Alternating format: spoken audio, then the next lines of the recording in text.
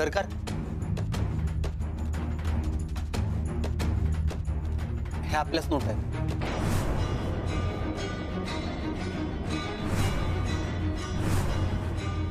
सगळ्या? हो, ह्या नोटा थोरल्या सरकारांना दिल्या होत्या. लग्नाच्या तयारीसाठी लय कॅश लागणार होती आधीच सांगितलं होतं मला. म्हणून एक खट्टी लय कॅश दिली होती, त्यातल्याच नोट आहेत. नक्की ना? हो. हे बघा सरकार, आपल्याकडं सगळी दिलेल्या कॅशची सगळी नोंद दिलेली असते.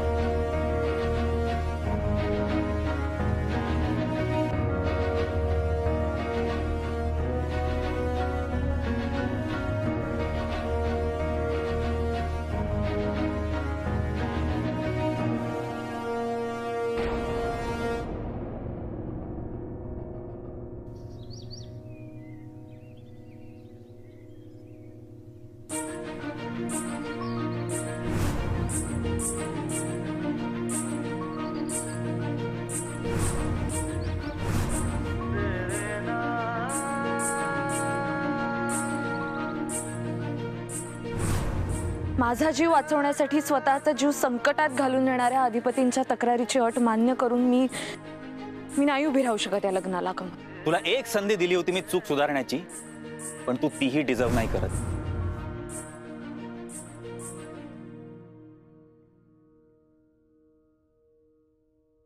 सगळं सगळं माझ्यामुळे झालं. तुझं ऐकायला हवं होतं आई. मी बाहेर गेले नसते तर यातलं काहीही झालं नसतं. सॉरी आई, खरंच खरंच सॉरी आई, खरंच चुकलं माझं, मला माफ कर.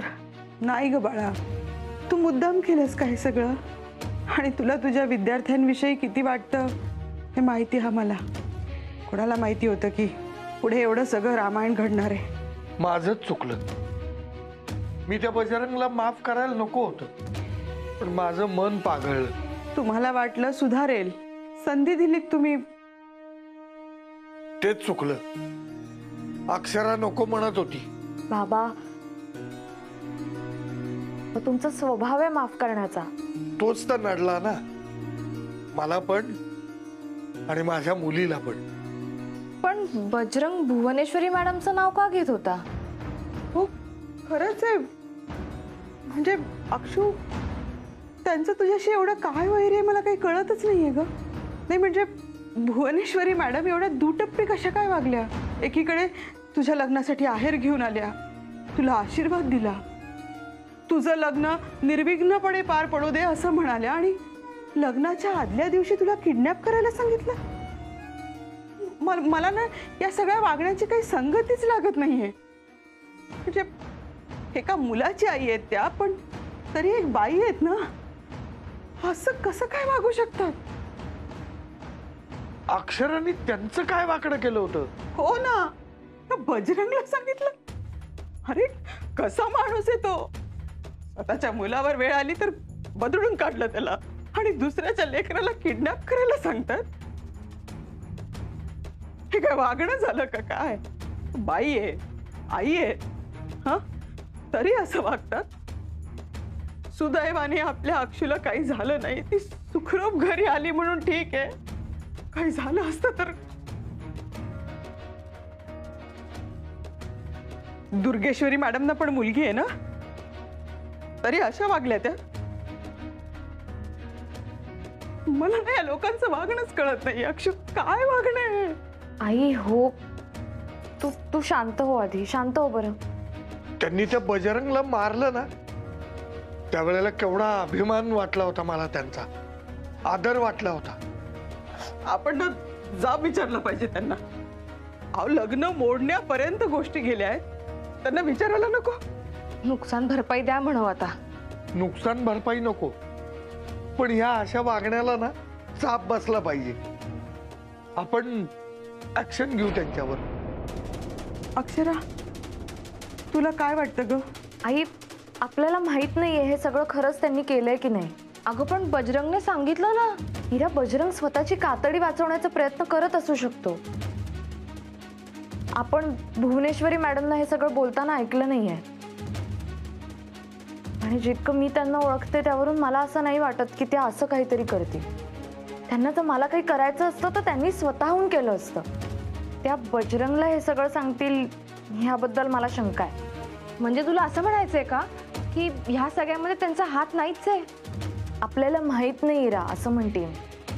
पण बोललं पाहिजे ना त्यांच्याशी. नको आई, का त्यांनी काय होणार आहे? आपल्याला माहित नाहीये की नक्की कुणी केलंय, त्यांनी केलंय की नाही केलंय, त्या दोषी आहेत की नाही. आपल्याला काहीच माहित नाहीये. आत्ता आपल्यासाठी ही एकच गोष्ट महत्वाची आहे की अधिपती मला वाचवायला आले. ते आहेच, पण त्यांच्या आई, त्यांच्या मावशी. बाबा हो, अधिपतींनी माझ्यासाठी एवढी मोठी रिस्क घेतली आणि मला वाचवलं, हे खूप महत्वाचं आहे माझ्यासाठी. आता मला जेव्हा बजरंगनी पळवून नेलं होतं ना, तेव्हा मला असं वाटलं की मी तुम्हाला सगळ्यांना पुन्हा कधीच बघू शकणार नाही, कधीच भेटू शकणार नाही. कितीही धीराचे असले तरी मी खूप खचले होते तेव्हा. मला असं वाटलं की हा डेड एंड आहे. आता सगळं संपलंय, आता इथून माघारी फिरणं शक्य नाही. मला असं वाटलं की मी तुमची परत कधीच माफी मागू शकणार नाही. खूप घाबरले होते मी. असं वाटलं की बजरंग माझे तुकडे करेल आणि जंगलात फेकून देईल आणि तुम्हाला कळणारही नाही की तुमची मुलगी कुठे गेली. अक्षरा, असं नको बोलू. पण अधिपती आले, त्यांनी मला वाचवलं आणि त्यांच्यामुळे मी आज तुमच्या समोर आहे. पण हे सगळं करायची ऑर्डर तर त्यांच्या आईनेच. तर तुला एक सांगू का हिरा, आत्ता माझ्यासाठी अधिपती देवापेक्षा कमी नाही आहेत. आणि अधिपतींसाठी त्यांच्या आईचं स्थान हे देवीचं आहे. त्यांच्यासाठी फॅमिली खूप इम्पॉर्टंट आहे. त्यामुळे जो माणूस आपल्याला वाचवतो त्याला किंवा त्याच्या फॅमिलीला त्रास देणं मला योग्य वाटत नाही. हेच कारण होतं मी त्यांची तक्रार केली नाही यामागे. बरोबर आहे, पटतंय मला तुझं. कधी वाटलं तर बोलू आपण भुवनेश्वरी मॅडमशी, पण आत्ता त्यांना ह्या सगळ्यामध्ये गोवणं योग्य नाहीये. पण मग आता बजरंगचं काय? बजरंगवर तर ऍक्शन घ्यावीच लागेल. पण आपण आत्ता भुवनेश्वरी मॅडमना ह्या सगळ्यापासून लांब ठेवूया. अधिपतीच बघतील. त्यांच्यासाठी त्यांच्या आईचं स्थान हे गाभाऱ्यातल्या देवीचं आहे. जर खरंच असं काही असलं ना तर खूप खचतील ते. भुवनेश्वरी मॅडम, देव करू आणि तुमचा या सगळ्याशी काहीच संबंध नसावा.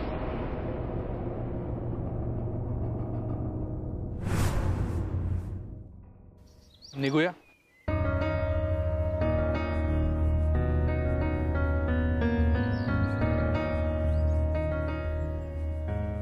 ते घ्या ते.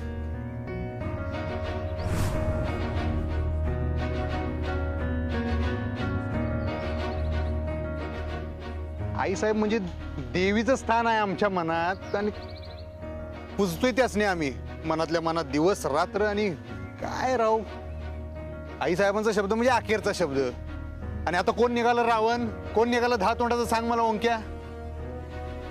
लोकांसाठी पॉवर वापरा हे शिकवलं ना आयुष्यभर. आणि आता स्वतःच तुम्ही कसं काय लोकांवर पॉवर वापरालाय तुमची? काय विषय, काय भानगडा ही? हा काय बिचारा मास्तरीन बाई, त्यांच्याबरोबर असं नाही व्हायला पाहिजे होतं मर्दा. शीश शीश. मीच जबाबदार आहे या सगळ्याला ना, मी जबाबदार आहे, बाकी कोण नाही. लगीन करायचं होतं त्यासनी. त्या कमिटमेंट आहेत. कमिटेड सगळा इस्कोट आला त्यांच्या लाईफचा. नाचकी झाली अख्ख्या पै पाहुण्याच्यात. काय शी रे शी शी, बरबादी झाली मास्तरीन बाईंची. काय त्यांचा दोष आहे सांग की मला? एवढी साधी सरळ पोरगी, आपलं काम भलं आपण भलं, नाकासमोर चालणार. आपले विद्यार्थी, स्वप्न पण त्या विद्यार्थ्यांचीच. ह्याला काय तर पायलट करायचा, ह्याला सायंटिस्ट करायचा, हिला डॉक्टरीन करायची. त्यांची फॅमिली बी एवढी गोड. काय ते बाबा, ते आई एवढी साधी सरळ, एवढी गोड फॅमिली. त्यांचा काय दोष आहे सांग? एवढी नाटकी झाली. काय घोडं मारलं होतं त्यांनी, मला काय कळेनाच राव. आता कुणी केली रावणगिरी ह्या सगळ्या मॅटरमध्ये? कुणी केली? चूक झालं जे काय झालं ना. जाऊ दे, डोसक्याचं भुसकाट पडायला माझ्या. चल स्टार्टर मार गाडीला. काय इथंच मुक्काम करायचं नाही फॅक्टरीत आपल्याला. आणि बोलू नका घरला गेल्यावर, थोपाट उघडू नका, कळलं काय? हो. हा तुम्ही पण रे. अरे होय नाही बोलायचं नाही आहे. आमच्या नशिबाला.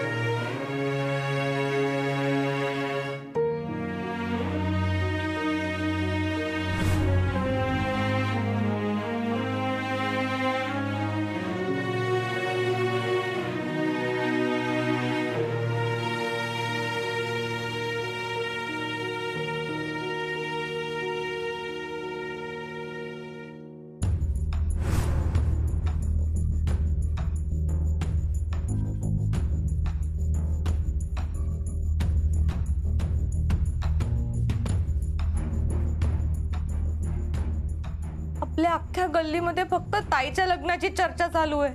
भर मांडवात लग्न मोडलं तुझं अक्षू. आई आता सारखं त्या विषयावर बोलून काही होणार आहे का? असं नको होतं व्हायला. अगं आई, ते आपल्या हातात नव्हतं. तुझं कसं होणार का आता? म्हणजे तुझं लग्न? लग्न म्हणजे सगळं काही नसतं बाईच्या आयुष्यात. आता रडारड बंद करा. अहो काय बोलताय? अगं रडून काय कमल परत येणार आहे का? त्यांना ना वेळ द्यायला पाहिजे. मला असं वाटतं सगळं ठीक होईल. नाही नाही, खोट्या आशेवर नको राहायला इरा.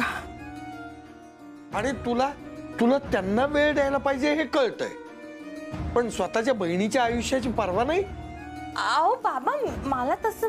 इरा थांब जरा. हो बाबा, तुम्ही चिडू नका ना प्लीज. बस बस बस बस, जे झालं ते झालं. आता पुन्हा पुन्हा या विषयावर चर्चा नको. अहो तुम्हाला गोळ्या घ्यायच्या आहेत ना? मी काहीतरी खायला करते. हा नको मला औषध. एक दिवस औषध नाही घेतलं म्हणून काय लगेच मरत नाही मी. बाबा बाबा प्लीज.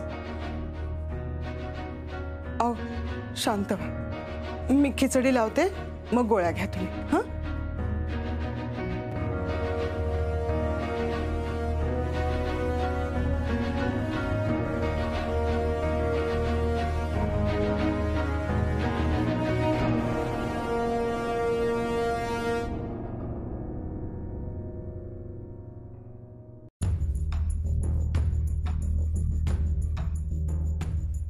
अधिपती कुठं आहेत? कुठं आहेत अधिपती?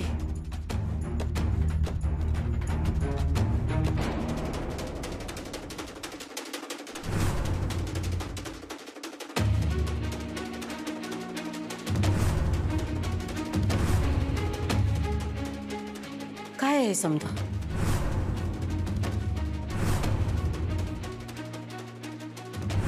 तुमच्या आई साहेब, तुमच्या आई साहेबांनीच मला टीचर मॅडमला किडनॅप करायला लावलं. पर सत्य हेच आहे का मास्तरनीला किडनॅप करायला ताईनंच सांगितलं होतं? हे पैसे त्यांनीच मला दिलेत म्हणून मी हे समज केलं. हे आपल्याच नोट आहेत. ह्या नोटा थोरल्या सरकारांना दिल्या होत्या. काय ऐकतोय आम्ही? हे ऐकावं ते नवलच. काय झालं अधिपती? असं का बघतायसा? आम्ही तुम्हाच नाही विचारतोय, कळतंय नव?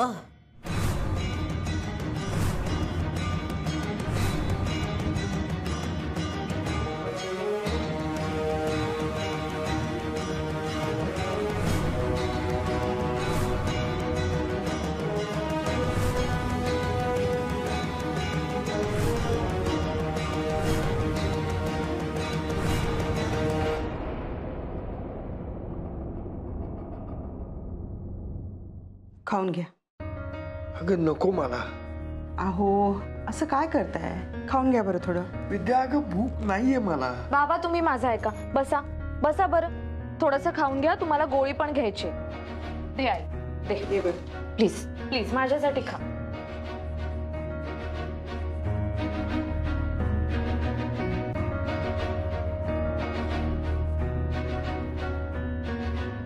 बास मला. अरे बाबा थोडं तरी खा अजून. अगं भूक नाहीये बाळा मला.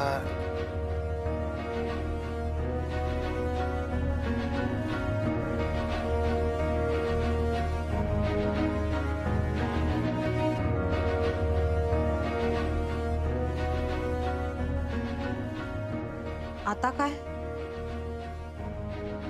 ताई, आता काय करायचं आपण? माहित नाही मला. कसं होणार सगळं? तुझं तर लग्न मोडलंय आता. आता जे होईल ते होईल.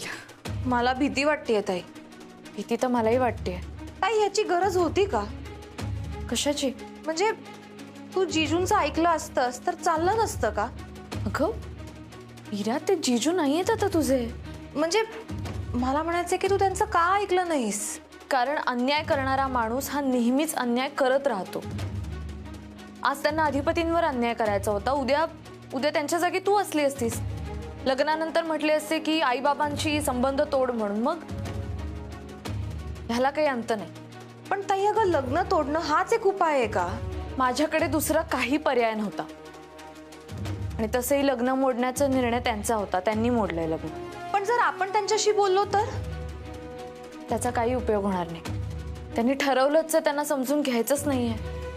आपण डोकेफोड करून काय होणार? ताई तू एकदा बोल ना त्यांच्याशी. हे बघ इरा, तुला बोलायचं असेल तर तू बोल, खुशाल बोल. पण माझ्यासाठी आता कमल हा विषय संपलाय. मी खूप प्रयत्न केले, मलाही वाचवायचं होतं माझं लग्न, माझं नातं. पण मग नंतर लक्षात आलं की ही सगळी धडपड म्हणजे पालथ्या घड्यावरचं पाणी होतं.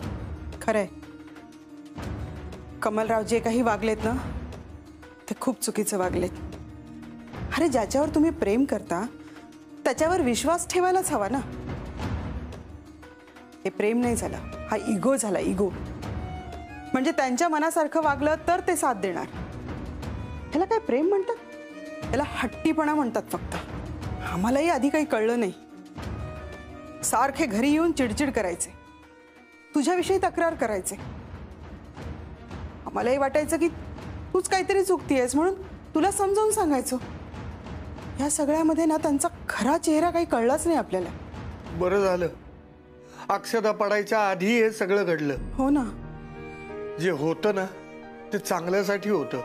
अगं लग्न झाल्यानंतर हे रंग जर त्यांनी दाखवले असते तर काय केलं असतं आपण? देव करतो ना ते सगळं चांगल्यासाठीच करतो. यात अक्षराची काहीच चूक नाहीये. मी बाप म्हणून तिच्या पाठीशी आहे आणि कायम राहणार. आणि आई म्हणून मीही तुझ्या बरोबर कायम असणार.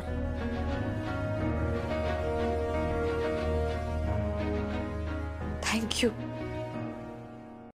माझं भाग्य आहे की तुम्ही मला आई बाबा म्हणून मिळालात. आणि सॉरी, माझ्यामुळे तुम्हाला एवढं सगळं सहन करावं लागलं. अक्षू बाळा, तू लोकांचा विचार नको करूस एवढा. अक्षू तू आता फक्त तुझा विचार करायचास, दुसरा कुठलाही विचार करायचा नाहीस. मला माहिती आहे की अवघड आहे पण अशक्य नाहीये. अगं तू 2023 ची मुलगी आहेस, माझ्या काळातली नाहीयेस. नोकरी करतेस, स्वतःच्या पायावर उभी आहेस, स्वावलंबी आहेस आणि तुझी स्वतःची ओळख आहे. देवाच्या कृपेने सगळं ठीक होईल. अगं काही काळजी करू नकोस. मला खात्री आहे कमलरावांना एक दिवस त्यांची चूक कळेल आणि अक्षरा खरंच सगळं ठीक होईल. ग चूक कळून काय फायदा आहे आई? आता कमल बरोबर काही ठीक होणार नाही. जे काही होतं ते सगळं मेलंय आता. नातच संपलं ग, त्यांनी संपवलं. माझ्या मनाने मी कमिटेड होते त्यांच्याशी. माझ्या मनात मी एकत्र त्यांच्या बरोबर भविष्य बघत होते. अजून काय हवं होतं मला? लग्न फक्त फॉर्मॅलिटी होती. थोडासा विश्वास दाखवायला हवा होता त्यांनी. माझ्या मनाचा विचार करायला हवा होता, तुमच्या मनाचा विचार करायला हवा होता. चार चौघात शोभा न करता आधी त्यांचं म्हणणं खाजगीत सांगायला हवं होतं. माझा तुझ्यावर विश्वास आहे, माझा तुझ्यावर विश्वास आहे असं म्हणत त्यांनी सगळ्यांसमोर मला आरोपीच्या पिंजऱ्यात उभं केलं चक्क. अगं पण ते म्हणाले ना की त्यांचा विश्वास आहे तुझ्यावर. अगं जो माणूस अग्निपरीक्षेची डिमांड करतो त्याच्या माझा तुझ्यावर विश्वास आहे असं म्हणण्याला काय अर्थ उरतो? म्हणजे मला माहिती आहे तू पवित्र आहेस, पण तुझं पावित्र्य सिद्ध करण्यासाठी तू आगीवरून चालून दाखव. हे काय आहे? हा काय विचार आहे? शांत हो, चिडू नकोस. अगं मी चिडले नाहीये आई, मी अजिबात चिडले नाहीये. तुम्हाला असं वाटतंय का की मी चिडली आहे? ताई तू कमलवर चिडलीयस. नाही रा, मी माफ केलंय त्यांना. तू माफ केलंस त्यांना, तू चिडली नाहीयेस? हो, कारण चिडण्यात पण एक नातं असतं आणि माझ्या मनात आता तेही नाहीये. आता माझ्या मनात काही नाहीये, रिकामं झालंय मन. त्यांनी जेव्हा लग्न मोडलं ना तेव्हा त्यांनी फक्त लग्न नाही मोडलं, माझ्या मनातलं आमचं नातंही मोडलं, कमिटमेंट तोडली. आता सगळं संपलंय माझ्यासाठी. अक्षू, ही तुझी आत्ताची अवस्था झाली. हो बाबा, आणि फार कष्टाने आलेली अवस्था आहे. डिटॅच्ड. माझ्यासाठी एकदा काही तुटलं ना की ते कायमचं तुटलेलंच राहतं, परत जोडलं जात नाही आणि जोडायची इच्छाही नाहीये माझ्या मनात.